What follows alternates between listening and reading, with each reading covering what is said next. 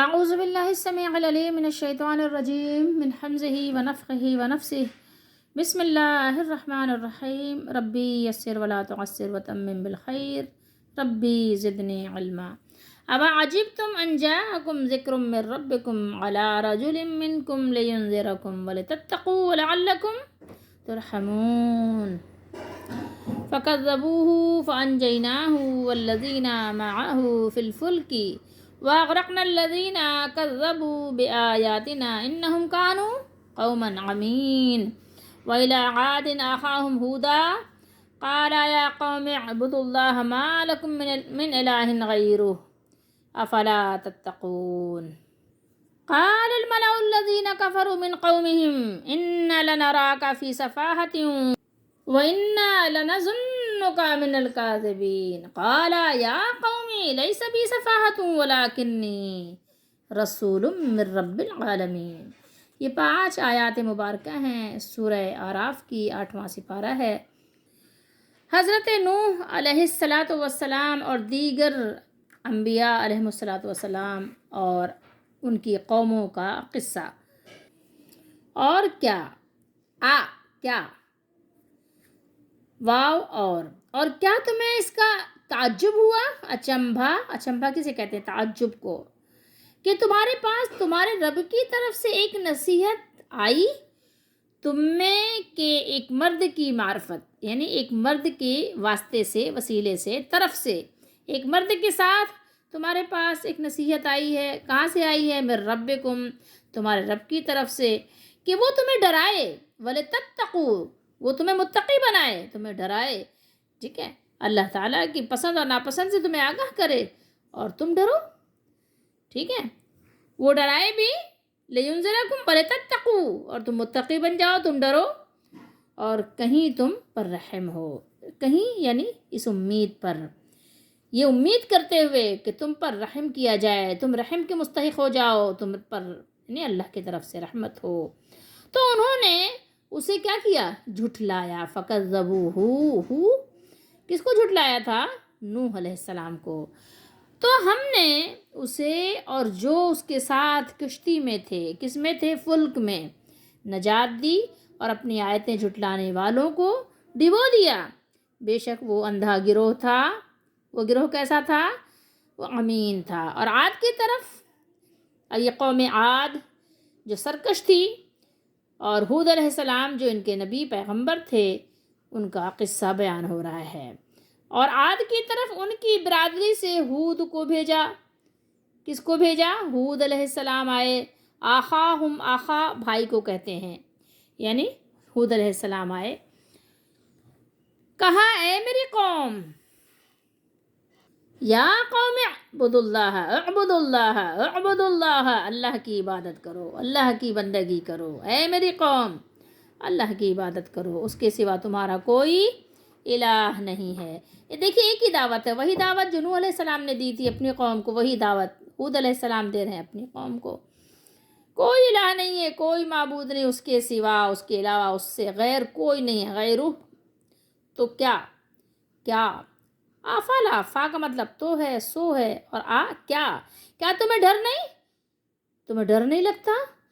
کیا تم پھر بھی تقوی نہیں حاصل کرو گے؟ اس کی قوم کے سردار بولے، ملاؤ، وہی بات جو نوح علیہ السلام کی قوم کے بڑے لوگوں نے، ایلیٹ کلاس نے کہا تھا، وہی بات انہوں نے بھی ریپیٹ کی۔ کیا کہا؟ بے شک ہم تمہیں بے وقوف سمجھتے ہیں، ہم تصور کرتے ہیں، نعوذ باللہ، کہ آپ بے وقوف ہیں، نعوذ باللہ تو ہم کہہ رہے ہیں نا کہ اللہ کی پناہ۔ اِنَّا لَنَرَاكَ فِي سَفَاهَةٍ، صفی کس کو کہتے ہیں؟ سین سے صفی ہو تو بے وقوف کو کہتے ہیں۔ صفاہ کہہ رہے ہیں کہ لَنَرَاكَ، ہم تو دیکھ رہے ہیں آپ کو، ہمیں تو نظر آ رہا ہے کہ آپ تو نعوذ باللہ بے وقوف ہیں۔ اور مزید کیا کہا انہوں نے؟ لَنَظُنُّكَ، اور ہم گمان کر رہے ہیں، ہمارا گمان ہے۔ کیا گمان ہے؟ کہ آپ نعوذ باللہ جھوٹوں میں ہیں۔ نبی کو اتنی بڑی بات کہہ دی، کتنے ڈھیٹ لوگ ہوتے تھے، اور بے شک ہم تمہیں جھوٹوں میں گمان کرتے ہیں، ہمارا گمان یہی ہے، نعوذ باللہ۔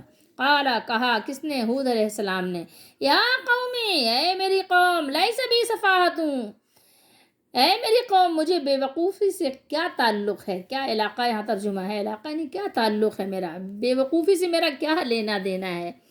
میں تو رب العالمین کا رسول ہوں. میں کون ہوں؟ میں تو نہیں ہوں. ولیکنی رسول من رب العالمین، یہ من کی وجہ سے یہاں ربی بنا ہے. رب العالمین کا رسول ہوں میں تو. ابلغکم رسالات ربی، وہی بات جو نوح علیہ السلام نے کہا تھا، میں تو تمہیں اپنے رب کی رسالتیں پہنچاتا ہوں، پیغامات پہنچاتا ہوں. ٹھیک ہے، میں تو تبلیغ کرتا ہوں تمہیں. اور کون سی تبلیغ؟ اپنی پسند اور ناپسند تو نہیں نا، اپنے رب کی. اور تمہارا کیا ہوں؟ معتمد، خیر خواہ ہوں. تمہارا خیر خواہ ہوں، تمہارا بھلا چاہتا ہوں، ناصح ہوں، امین ہوں، امانت دار ہوں. جتنی بات ہے اتنی ہی کہتا ہوں، کمی زیادتی نہیں کرتا، کمی بیشی نہیں کرتا. سمجھ رہے ہو بات کو؟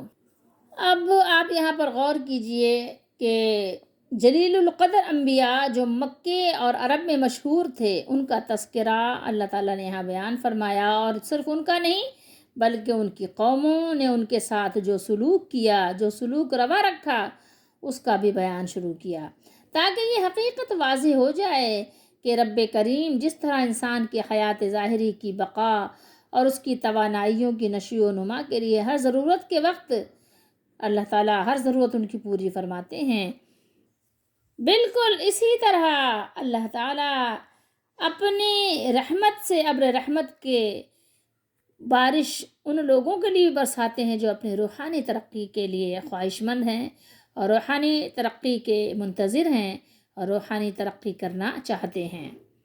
اگر آپ غور کریں تو سب سے زیادہ معصوم قوم انبیاء علیہم الصلاۃ والسلام کی وہی جماعت ہے، اور سب سے زیادہ مظلوم بھی وہی ہیں. سب سے بڑھ کر ظلم بھی انہی پر ہوا، اس سے بڑھ کر ظلم کسی اور پر کبھی بھی نہیں ہوا. جتنا ظلم نبیوں کی قوم نے نبیوں کے ساتھ کیا ہے، کسی اور کے ساتھ اتنا ظلم نہیں ہوا اور ہو بھی نہیں سکتا. کوئی اتنا برداشت کر ہی نہیں سکتا، کسی کے اندر اتنی صلاحیت ہو ہی نہیں سکتی جتنی نبیوں میں ہوتی ہے. یہاں پر اللہ تعالیٰ نے اپنے محبوب نبی کریم محمد رسول اللہ صلی اللہ علیہ وسلم کی دلجوئی بھی فرمائی کہ اے حبیب، اہل مکہ کی ایذا رسانیوں سے، ان کی دی ہوئی تکلیفوں سے، ان کی بے توجہی، بے التفاتی سے، اور ان کے اعتراض سے، اور ان کے طرح طرح کے جو باتوں کی بوچھاڑ ہے، اس سے آپ کا دل نفیس اور دل معصوم غمزدہ نہ ہو. آپ تو اپنے قوم کے خیر خواہ ہو، آپ تو خیر خواہی کرتے ہو، لیکن قوم نہیں مانتی. تو یہ قوم کا کوئی نیا طریقہ نہیں ہے. آپ سے پہلے بھی ہمارے انبیاء کے ساتھ ان کی قوموں نے ایسا ہی سلوک کیا، لیکن وہ ان کی ستم گریوں کے باوجود کلمہ حق کہتے رہے. اسی طرح آپ بھی اپنی تبلیغی سرگرمیاں جو آپ تبلیغ کر رہے ہیں، تبلیغی سرگرمیاں تیز سے تیز کر دیجئے. غور کیجئے کہ نوح علیہ السلام نے اپنی قوم سے جب خطاب کیا تو کس طرح؟ یا میری قوم، اے میری قوم، یا قومی، کس طرح سے ہیں؟ اے میری قوم. کتنے محبت بھرے کلمات، کتنے محبت بھرے الفاظ حضرت نوح علیہ السلام اپنی قوم کو خطاب فرما رہے ہیں، تاکہ ان میں یہ احساس پیدا ہو یا احساس بیدار کیا جائے کہ میں کوئی بیگانہ اور اجنبی نہیں ہوں، بلکہ ہم سب ایک ہی قوم کے فرد ہیں. اور جب ہمارا نفع و نقصان، عزت و ذلت ایک ہے، تو کیا تم یہ خیال کر سکتے ہو کہ میں صحیح راہ سے تمہیں ہٹا کر غلط راستے پر ڈال دوں گا؟ کیا ایسا ممکن ہے؟ کیا خیر خواہی کا یہی مطلب ہوتا ہے؟ کیا تم اپنے اور پرائے کو پہچانتے نہیں ہو؟ کیا تم صحیح غلط کی تمیز نہیں کر سکتے؟ کیا تم اچھے برے کا فرق نہیں جانتے؟ اے میری قوم. بالکل وہی انداز حود علیہ السلام کا ہے. تمام نبی ایک معصومانہ ایک طریقہ اور محبت بھرا مشفقانہ طریقہ کار اپنی قوم کے ساتھ اختیار کرتے ہیں. دیکھیے، انبیاء اپنی دعوت سب سے پہلے کیا شروع کرتے ہیں؟ سب سے پہلے انہیں شرک کی پستیوں سے نکل کر توحید کی بلندیوں کی طرف آنے کی دعوت دیتے ہیں، اور انہیں بتاتے ہیں کہ اس ذات پاک کے بغیر کوئی الہ نہیں، کوئی نہیں ہے. نوری ہو یا ناری، آبی ہو یا خاکی، سب اس کی مخلوق ہیں اور اس کے حکم کے سامنے صرف گندہ ہیں. سب اس کے بغیر اور کوئی مالک نہیں رکھتے اور کوئی حاجت روا مشکل کشا نہیں رکھتے۔ یاد رکھیے، جب اس کے بغیر اس کے علاوہ اور کوئی الہ نہیں تو اس کے علاوہ اور کسی کی عبادت کی جائے تو آخر کیوں کی جائے؟ کوئی وجہ ہے؟ کسی کے سامنے کیوں جھکیں؟ کسی کے سامنے رکوع کیوں کریں؟ کسی کے سامنے سجدہ کیوں کریں؟ کسی کے سامنے ہاتھ باندھ کر کیوں کھڑے ہوں؟ کسی کے سامنے سر کیوں جھکائیں؟ آپ سوچنے کے لیے تھوڑی سی دیر زحمت تو کیجئے، کیوں؟ وائے؟ نوح علیہ السلام نے کہا تھا انی اخاف علیکم عذاب یوم عظیم، اس سے کیا مراد تھا؟ اس سے آپ نے سمجھنے کی کوشش کی؟ پہلے تو عقل سلیم کو خطاب کیا، عقل سلیم کو مخاطب کیا، اب ذرا دھمکی بھی دے دی کہ اگر تم شرک سے باز نہ آئے تو یہ سمجھ لینا کہ یہ کوئی معمولی سی بات نہیں ہے، یہ کوئی معمولی غلطی نہیں ہے، یہ کوئی معمولی گناہ نہیں ہے کہ اس کے متعلق آپ سے کچھ پوچھا ہی نہیں جائے گا، کوئی باز پرس نہیں ہوگی، نہیں، بلکہ کان کھول کر سن لو، عذاب شدید کی چکی میں پیس کر رکھ دیے جاؤ گے۔ ٹھیک ہے، یوم عظیم، یوم عظیم سے مراد قیامت کا دن تو ہے ہی، قیامت کے عذاب سے تو مشرک بچ سکتا ہی نہیں، لیکن یہاں ایک اور بھی عذاب ہے جو دنیا میں بھی آ جاتا ہے، جیسے نوح علیہ السلام کی قوم پر سیلاب کا عذاب آیا تھا، اور دیگر قوموں پہ بھی وقفے وقفے سے آتا ہی رہتا ہے، آتا ہی رہتا ہے۔ آپ کو پتہ ہے، آپ کے سامنے بھی ایسے بہت سارے واقعات گزرے ہوں گے، بہت سے لوگوں کو سیلاب بہا کر لے گیا۔ جب وہ سیلاب میں بہتے ہوں گے تو وہ ان کے لیے بڑا عذاب نہیں ہوتا تو کیا ہوتا ہے؟ جو ایک شخص تنکے کی طرح بہہ رہا ہو، بے یار و مددگار، کوئی پکارے تو کوئی پکار بھی نہیں سن سکتا اور پکار بھی نہیں سکتا، آواز بھی نہیں لگا سکتا، بہہ رہا ہے پانی میں، اس کو لہریں ایسے بہا کے لے جا رہی ہیں کہ جیسے کوئی تنکا بہہ رہا ہو یا کوئی کاغذ کا ٹکڑا بہہ رہا ہو، ہاتھ پاؤں بھی نہیں مار سکتا، بچاؤ بھی نہیں کر سکتا۔ تو بتایا نوح علیہ السلام نے کہ دیکھو، کان کھول کر سن لو کہ جب وہ یوم عظیم کا دن آ جائے گا، جب تمہیں تباہ کرنے والا دن آ جائے گا، تو اس تباہ کن سیلاب کے آنے کا دن ایسا ہوگا کہ جس نے آپ کو صفحہ ہستی سے حرف غلط کی طرح مٹا کر رکھ دینا ہے، اور وہ مٹا کر رکھ دے گا، اور مٹا کر رکھ دیے جاؤ گے، یاد رکھنا۔ اور اگر وہ اس میں آپ نہ بھی پھنسے تو یوم عظیم قیامت کا عذاب تو آپ نے چکھنا ہی چکھنا ہوگا، اس لیے کان کھول کر سن لو، اگر ابھی تائب ہو گئے تو تمہارا فائدہ ہے، اور توبہ نہ کی تو پھر تم خود بھگتو گے۔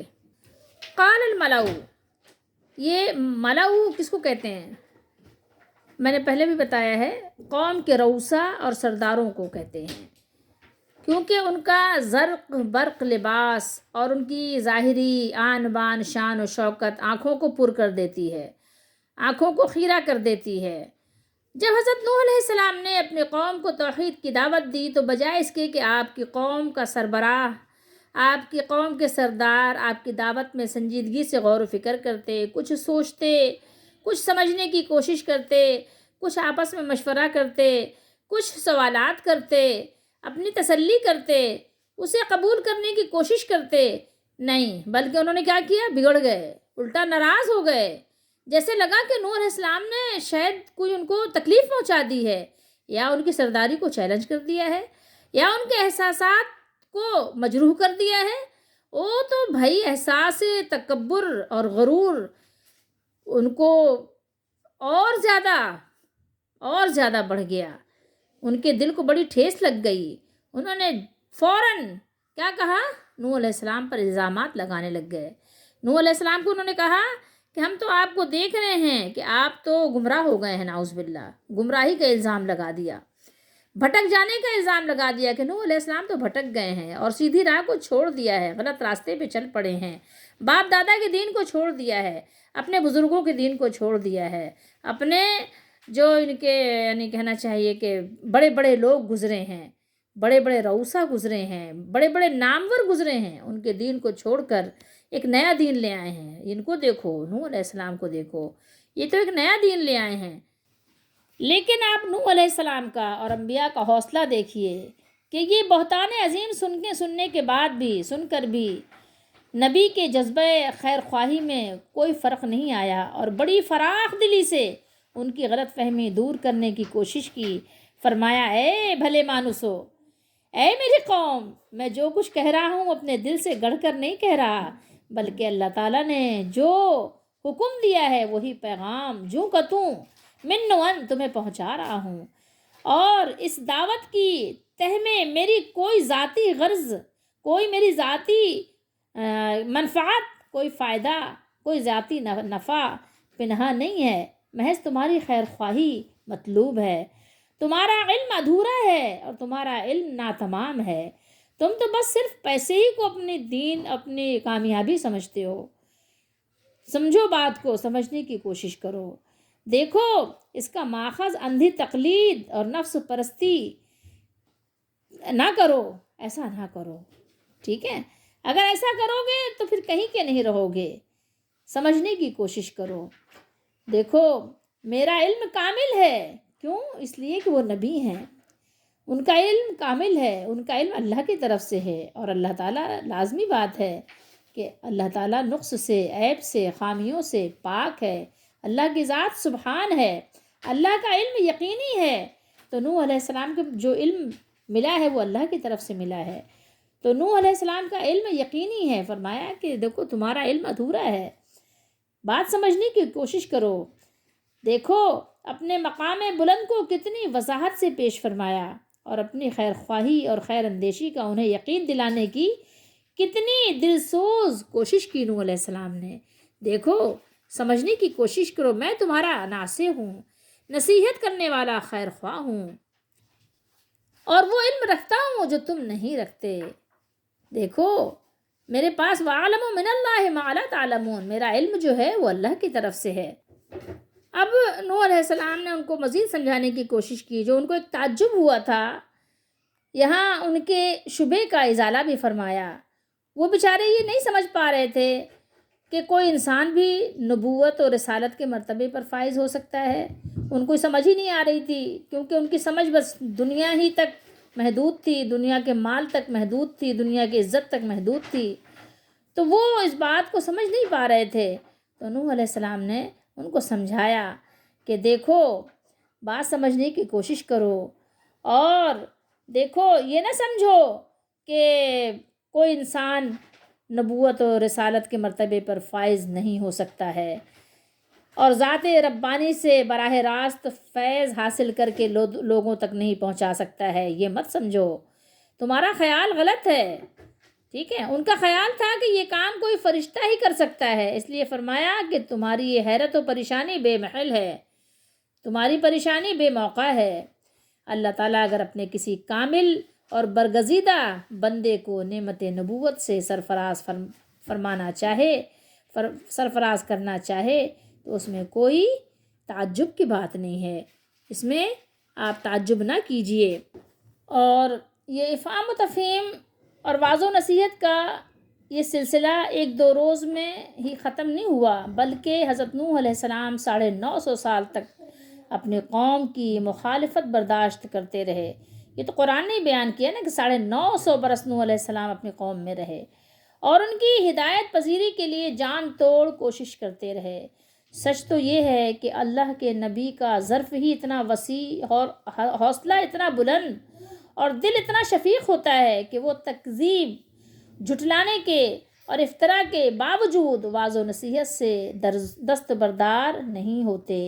آخر جب اتنا عرصہ دراز گزر گیا اور ان میں قبول ہدایت کی رغبت پیدا نہیں ہوئی، تو عذاب الہی طوفان کی شکل میں ظاہر ہوا، اور آپ کے فرما برداروں کے سوا سب کو تباہ و برباد کر دیا۔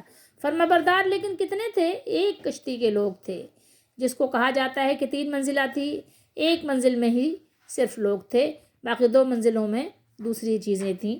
تو بہرحال یعنی اتنے زمانے تک نصیحت کرنے کے بعد کتنے لوگوں نے مانا؟ صرف ایک کشتی کے لوگوں نے مانا، جن کی تعداد میں آتا ہے کہ وہ 80-85 کے قریب لوگ تھے۔ تصور کر سکتے ہیں کہ ہدایت کو قبول کرنا کتنا مشکل کام ہے لوگوں کے لیے، لیکن جن پر اللہ کا فضل ہو، جن پر اللہ کا فضل ہو وہ اور بات ہے، لیکن صحیح طریقے سے ہدایت کو قبول کرنا اتنا ہی مشکل کام ہے۔ اور یہ نہیں سمجھیے گا کہ جتنا مشکل کام اس وقت تھا آج بہت آسان ہے، نہیں، آج بھی یہ مشکل ہے، انداز یا صورتیں مختلف ہیں۔ وَأَغْرَقْنَا الَّذِينَ كَذَّبُوا بِآيَاتِنَا، یہ الفاظ خود اس بات پر دلالت کر رہے ہیں کہ طوفان صرف مکذبین و منکرین کے لیے بطور سزا کے آیا تھا، ساری دنیا کے لوگوں سے اس کا تعلق نہیں تھا۔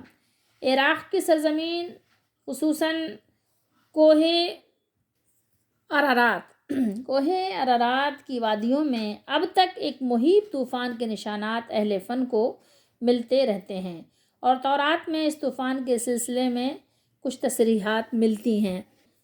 وَإِلَىٰ عَادٍ أَخَاهُمْ هُودًا، قوم عاد عرب کی قدیم اقوام میں سے تھی جن کی قوت و شوکت اور حکومت و فرمانروائی کے بڑے بڑے چرچے تھے، بڑے مبالغہ انگیز افسانے زبان زد عوام تھے یا عام تھے۔ ان کا یہ نام ان کے ایک دادے کے نام پر پڑ گیا تھا، مطلب ان کا کوئی ایک اوپر کا یعنی کہنا چاہیے دادا پر دادا کوئی تھا جس کا نام عاد تھا، اس کی بھی یعنی 2 شاخیں تھیں، میں اس کی ڈیٹیل میں نہیں جانا چاہتی۔ حضرت ہود علیہ السلام اسی قوم کے ایک معزز شاخ کے چشم و چراغ تھے۔ آپ کا مسکن احقاف کا علاقہ تھا جو یمن کا ایک حصہ ہے، اور ان کا پایہ تخت حضر موت تھا۔ یہ علاقہ اس وقت بہت سرسبز و شاداب تھا۔ یہ قوم اپنی قوت و وجاہت میں لاجواب تھی، دور دراز تک ارد گرد کا علاقہ ان کے زیر نگی تھا، لیکن بدقسمتی سے یہ لوگ بھی مشرک تھے، شرک میں مبتلا تھے، اور اپنے ہر کام کے لیے الگ الگ خدا بنا رکھے تھے۔ ان کی ہدایت کے لیے اللہ تعالیٰ نے حضرت ہود علیہ السلام کو مبعوث فرمایا، اور انہوں نے بتایا کہ ان سب کو چھوڑ دو، یہ سب باطل ہیں، یہ سب بیکار ہیں، فضول ہیں، ان سے قطع تعلق ہو جاؤ اور اپنے مولا حقیقی سے اپنا رشتہ عبودیت جوڑنے کی کوشش کرو۔ حضرت ہود علیہ السلام نے ان کو دعوت دی کہ ایک الہ، ایک مالک کے ہو کر رہ جاؤ، اور اسی سے اپنا سارا کچھ یعنی توکل کرنا، اسی پہ بھروسہ کرنا، اسی سے مانگنا، اسی سے لو لگانا، اسی کی عبادت کرنا، اسی کے لیے وقف کر دو۔ آپ کی شفقت بھری دعوت کا رد عمل یہ ہوا کہ آپ کی قوم کے سرداروں نے آپ کو بے وقوف کہا، جھوٹا کہا۔ کسی سچے کو اسی کے سامنے جھوٹا کہنا کتنی بڑی بات ہے، میں اور آپ کیا گوارا کر سکتے ہیں، پھر اس کے لیے کوئی بھلائی چاہ سکتے ہیں، لیکن نہیں، جھوٹا تک کہنا انہوں نے شروع کر دیا۔ اور آپ کی شان دیکھو کہ ہود علیہ السلام نے نہ ان سے کوئی ملال کیا، نہ کوئی شکوہ کی، نہ کوئی شکایت کی، نہ ہی ان سے کوئی بدلہ لینے کی کوشش کی، بلکہ آپ کی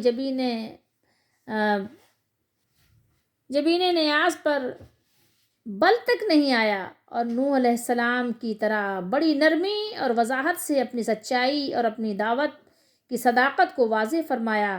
ہمیشہ ایسا ہی ہوتا آیا ہے کہ شفقت و خلوص کی جتنی بھی یعنی محبتوں کی آپ دعوت پیش کریں، لیکن اگر آپ غور کریں تو آپ کو معلوم ہوگا کہ سمجھدار لوگ دنیا میں بہت کم پائے جاتے ہیں، عقل مند لوگ بہت کم پائے جاتے ہیں۔ خلوص کا جواب وہ بہت دل آزاری کے ساتھ دیتے ہیں، دل آزاری کرتے ہیں، تکلیف پہنچاتے ہیں، لیکن انبیاء علیہم السلام یا ان کے طریقے پہ چلنے والے بڑے حوصلے اور ہمت سے اپنا کام کرتے چلے جاتے ہیں۔ حضرت نوح اور حضرت ہود علیہ السلام کے قصوں میں، ان کے بیان میں، ان کے قوموں کے جو رویے تھے ان میں ہمارے لیے کتنے سبق پوشیدہ ہیں۔ اپنے لیے سبق دیکھیے، اس میں اپنا بچاؤ کیجیے۔ اللہ تعالیٰ نے بیان فرمایا ہے کہ جس طرح قوم نوح کی طرف ہم نے نوح علیہ السلام کو بھیجا، اسی طرح قوم عاد کی طرف اللہ تعالیٰ نے ان کے بھائی ہود علیہ السلام کو بھیجا۔ سوچئے کہ دیکھیے اتنے کریم، اتنے شفیق نبی ان کے درمیان آئے، لیکن انہوں نے کیا کیا؟ کچھ بھی فائدہ حاصل نہیں کیا۔ ہمارے پاس بھی حضرت محمد رسول اللہ صلی اللہ علیہ وسلم ہمیں کتاب دے کر گئے ہیں، آپ آئے تھے، آپ نے ہمیں سب کچھ سکھایا ہے، 23 برس آپ نے اس میں اپنے لگا دیے، دن بھی رات بھی، اور ہر وقت مستقل امت کی خیر خواہی کی۔ دیکھیے کہ ہم اس سے کچھ فائدہ اٹھا رہے ہیں کہ نہیں اٹھا رہے ہیں۔ تو حضرت ہود علیہ السلام اور آپ کی قوم کا جو یہ قصہ ہے، جو واقعہ ہے، اس میں ہمارے لیے بہت سارے سبق پوشیدہ ہیں۔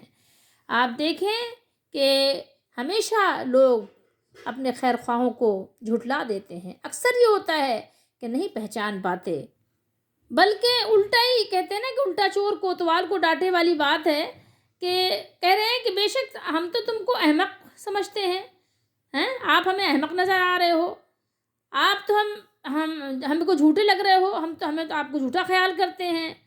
یعنی سوچئے تھوڑی دیر کے لیے، تصور کیجئے، نبی کو، اپنے خیر خواہ کو جھوٹا کہنا اور جھوٹا گمان کرنا اور بے وقوف احمق کہنا کتنی بڑی بات ہے، آپ سوچ سکتے ہیں۔